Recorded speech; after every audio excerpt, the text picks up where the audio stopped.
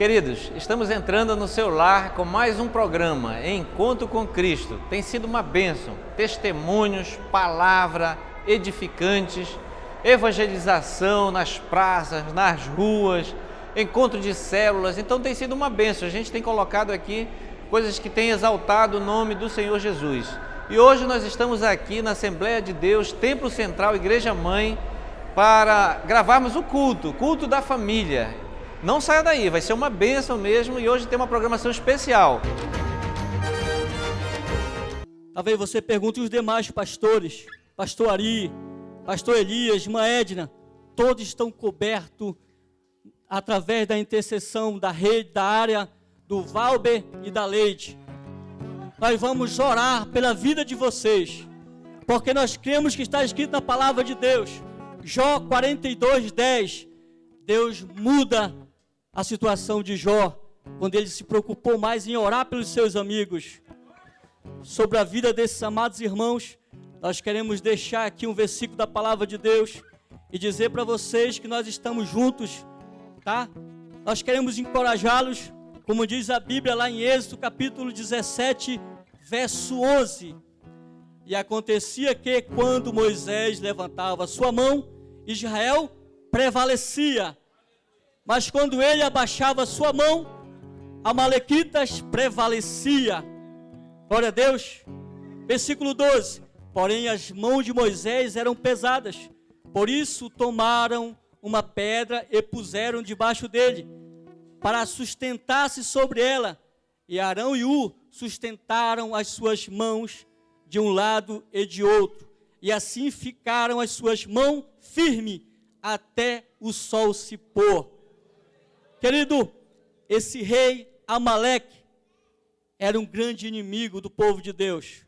Como todos nós líderes enfrentamos até hoje, grandes inimigos. A palavra Amaleque significa aquele que destrói, ou seja, por trás dos amalequitas estava quem? O próprio Satanás. O próprio diabo tentando destruir os eleitos do Senhor.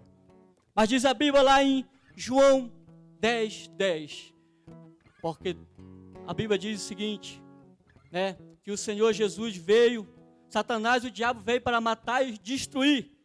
Jesus disse assim, mas eu vim para que tenham vidas e vida em abundância. Querida igreja, nós vamos orar.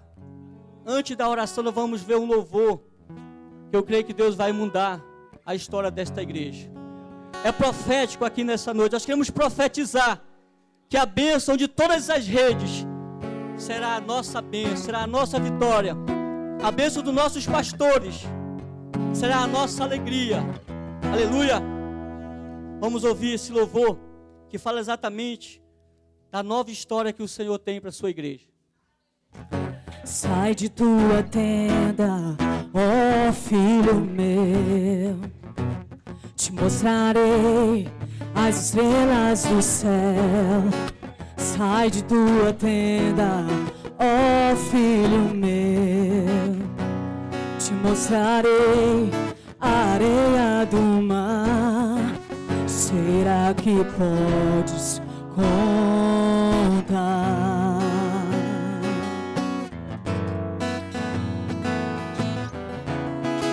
Será que podes imaginar tudo aquilo que sonhei para ti, filho meu? O que minhas mãos fizeram para ti, filho meu? Minha bênção será sobre ti. Uma nova história Deus tem pra mim. Um novo tempo Deus tem pra mim. Tudo aquilo que pedido foi, ouvirei de sua boca, te abençoarei. Uma nova história.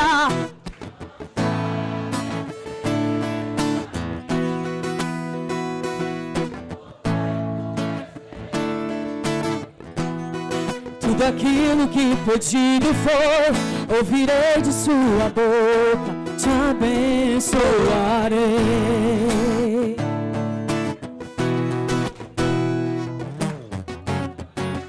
Sai de tua tenda, ó filho meu, te mostrarei as estrelas do céu. Sai de tua tenda, ó filho meu, te mostrarei a areia do mar. Será que podes?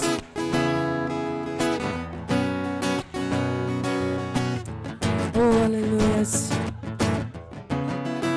Será que podes imaginar tudo aquilo que sonhei para ti, filho meu?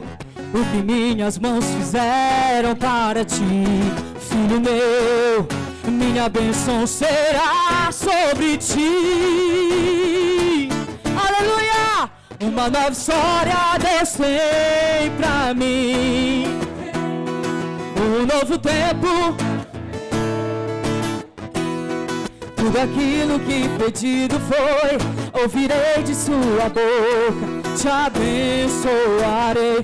Uma nova história Deus tem pra nós, pra nós. Um novo tempo Deus tem pra nós. Tudo aquilo que pedido foi, ouvirei de sua boca, te abençoarei. Declare só a igreja. Uma nova história.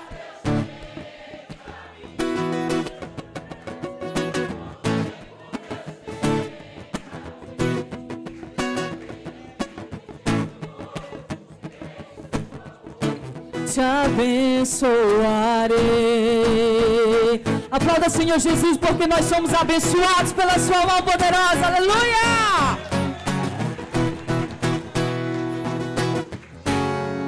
Amém.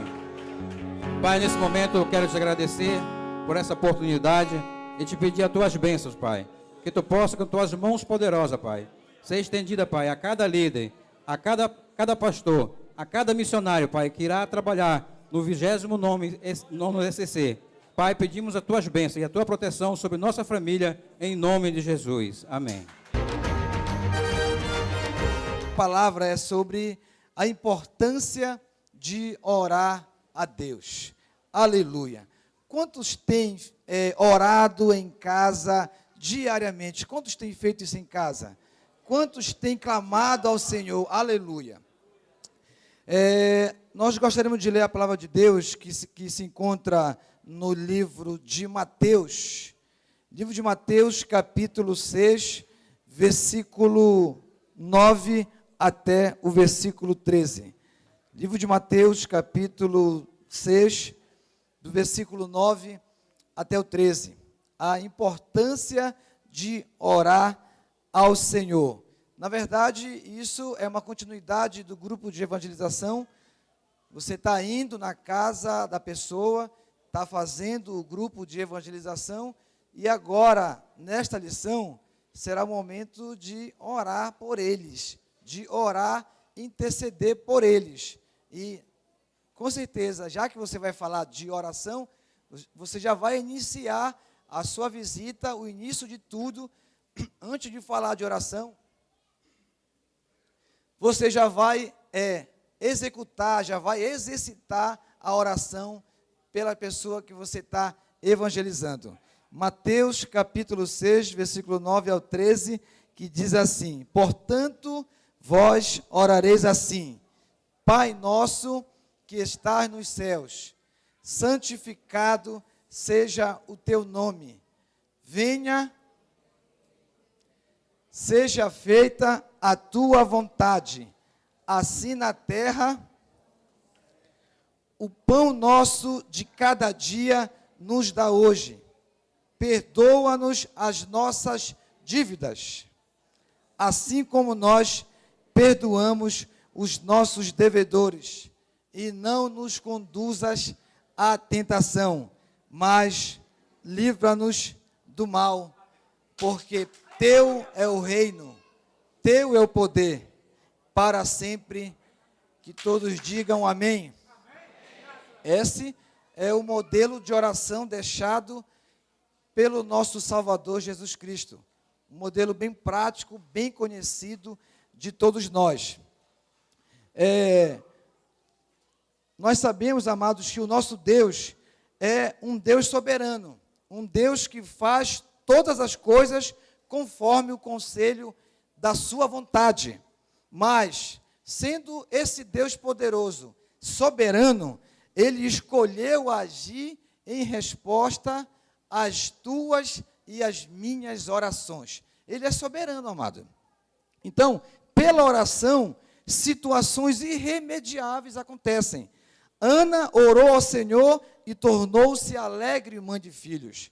Em primeiro ponto, amados, nós vamos ter uma pergunta aqui chamada por que orar? Por que devemos orar? Isso você já começa ensinando e já falando para esta pessoa que você está visitando, que você está evangelizando, que você está dando ali todo o apoio necessário. Por que orar? Na verdade, Jesus nos ensinou, através do Pai Nosso, nos ensinou a agradecer ao Pai como devemos orar e ensinar os nossos irmãos a orar. E que a oração é uma conversa de Deus. Nós sabemos, amados, que a oração não são palavras repetidas como algumas pessoas pensam. Orar é conversar com o Senhor, é abrir o coração para o Pai. Orar é revelar os nossos segredos para esse Deus, para o Senhor. É abrir o coração para o Pai, é revelar os seus segredos. Orar é uma atitude de confiança com aquele que pode. Sendo uma conversa com Deus, evite fazer orações repetidas, orações decoradas. Lá no livro de Mateus, bem antes dele colocar o Pai Nosso, no capítulo 6, no versículo 7, ele diz assim: e orando, não useis repetições como os gentios, que pensam que por muito falarem, serão ouvidos. Então, não devemos fazer como os gentios, como algumas pessoas faziam no tempo de Jesus. Usavam palavras repetidas, palavras decoradas, e parecia que eles estavam fazendo correto. Na verdade, oração é você abrir o coração, se deleitar diante de Deus e conversar com Ele sobre a nossa necessidade. Ensine a pessoa que você está visitando a usufruir do poder de Deus para si e também para as outras pessoas que precisam de um milagre através da oração. Amém? Agora, quando orar? Em que momento orar? Devemos orar assim como está em 1 Tessalonicenses, no capítulo 5, no versículo 17, que diz assim: orai sem? Orar sem? Devemos orar incessantemente. Alguém pode pensar assim: não, mas a oração das outras pessoas é mais importante do que a minha. Algumas pessoas podem pensar isso, mas na verdade, isso não é verdade. Deus responde às nossas orações. Se nós formos ler ali como exemplo na palavra de Deus, no livro de 1 Samuel, Ana, nós sabemos, era uma moça estéril, não tinha filhos, e ela orava a Deus e não tinha resposta. E no capítulo 1 de 1 Samuel, no versículo 10, a Bíblia diz que ela, pois, com a amargura de alma, orou ao Senhor e chorou abundantemente. Nós sabemos a história de Ana, a esposa de um homem chamado Eucana. A Bíblia diz que a sua madre estava cerrada. Ela não podia, na verdade, dar filhos. Ela não podia dar à luz. Mas pela confiança dela, pela regularidade dela, em oração, ela abriu a vontade do Senhor, e o Senhor deu para ela o que ela queria. Foi confiante, foi incessante. A mesma coisa nós, amados. Nós precisamos continuar perseverante, assim como Ana perseverou em oração.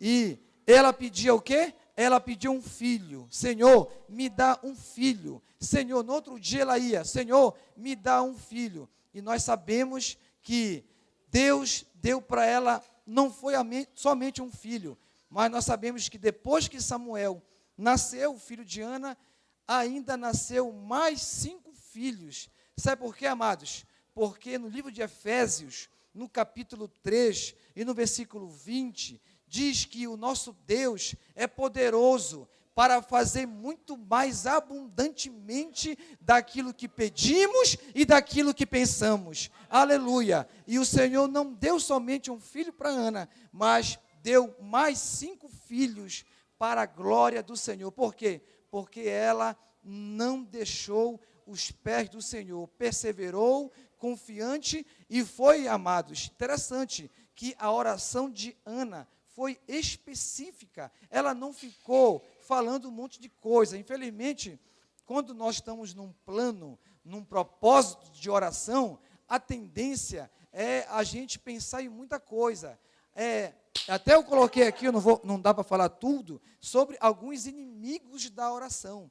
Nós temos como inimigos da oração a pressa. Nós temos como inimigo da oração a inquietude. E às vezes, não sei se alguém pode confirmar comigo, quando nós estamos orando, e às vezes você começa a oração com um propósito, uma finalidade, e de repente no meio aparece uma inquietude, aparece um desânimo, aparece uma falta de foco.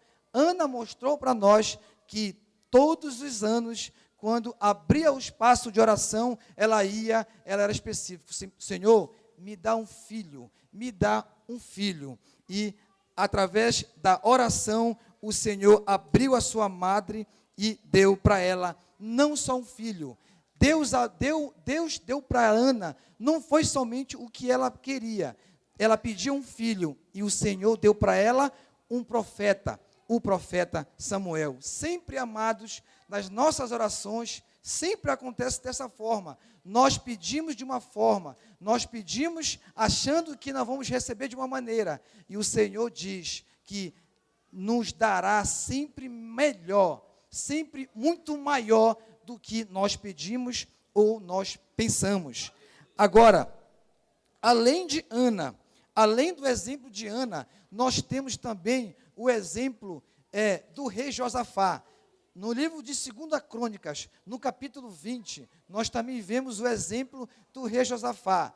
O rei Josafá ficou sabendo, ele foi informado que uma multidão, muita gente, o povo que estava, o exército de Josafá, era pequeno diante do exército inimigo. Uma conspiração estava vindo contra ele. Só que ele foi informado, além disso, que não estava muito longe a invasão, estava bem perto. E ele foi informado, a Bíblia diz que ele sentiu medo. A Bíblia diz que os inimigos estavam para avançar. Segundo a Bíblia Sagrada, que Josafá disse que estava com medo. Depois que ele sentiu medo, ele chamou o povo para orar. Amados, muitas vezes nós nos sentimos como o rei Josafá, nós nos sentimos medo como ele. Nós devemos fazer como ele fez, levantar um povo, não só ele, mas ele convidou o povo para levantar um clamor, devido ao medo que ele sentiu. Além do medo que Josafá sentiu, Josafá não sabia o que fazer. Interessante que no versículo capítulo 20 e no versículo 12, ele diz que em nós não há força para resistirmos a essa grande multidão que vem contra nós, e não sabemos nós o que fazer. Mas ele tinha uma confiança, ele orou ao Senhor, e ele sabia e acreditava, quando ele disse: os nossos olhos estão postos em ti. Amados, apesar da dificuldade, apesar de nós sentirmos medo, apesar de nós não sabermos o que fazer diante de tal situação, nós precisamos falar o que Josafá falou: os nossos olhos estão diante do nosso Deus, que nos ajudará. E nós sabemos no final da história que Josafá não lutou. A Bíblia diz que o Senhor falou com ele: a peleja não é tua, Josafá, mas a peleja é nossa. E nós sabemos que o Senhor desbaratou, confundiu a cabeça do exército inimigo que iria invadir onde Josafá estava, e aí nós percebemos que pela oração confiante de Josafá, o Senhor lhe deu grande vitória. Agora, o que significa oração, amado? Nós falamos de oração, a peça falou de oração. Agora, o que significa orar? Orar, na verdade, é um verbo que indica ação. Orar, na verdade, é um verbo que indica movimento, que indica dinamismo, que indica intensidade. Orar significa perseverar diante de Deus. Amado, tem muita gente que fala que está orando, mas não adianta hoje nós orarmos 5 horas e depois nós orarmos só no mês de abril. Nós precisamos perseverar em oração. Precisamos orar hoje. Nós precisamos orar amanhã. Nós precisamos orar depois de amanhã. Nós precisamos orar na semana que vem. Nós precisamos orar no mês que vem. Nós precisamos manter uma regularidade de oração. Isso é oração perseverante. Orar é bater na porta do Senhor com insistência. Orar é exercitar a fé. Para os seus amigos chamados Beltesazar, alguém lembra dos 3 nomes? E Abidnego. Eles foram lançados na fornalha, e nós sabemos que o Senhor livrou-lhes, não da fornalha, mas na fornalha. Por quê, amados? Por causa da vida de oração, por causa da oração perseverante. E como orar? Aqui fala como orar. Nós precisamos orar baseado na palavra de Deus. No livro de Gênesis, no capítulo 32, no versículo 9, diz assim: Jacó orou dizendo assim: Deus de meu pai Abraão e Deus de meu pai Isaque, o Senhor que me disseste: torna-te a tua terra e a tua parentela, e far-te-ei bem. Menor sou eu que todas as beneficências e que toda a fidelidade que fizeste ao teu servo, porque com meu cajado passei este Jordão, e agora me tornei em 2 bandos.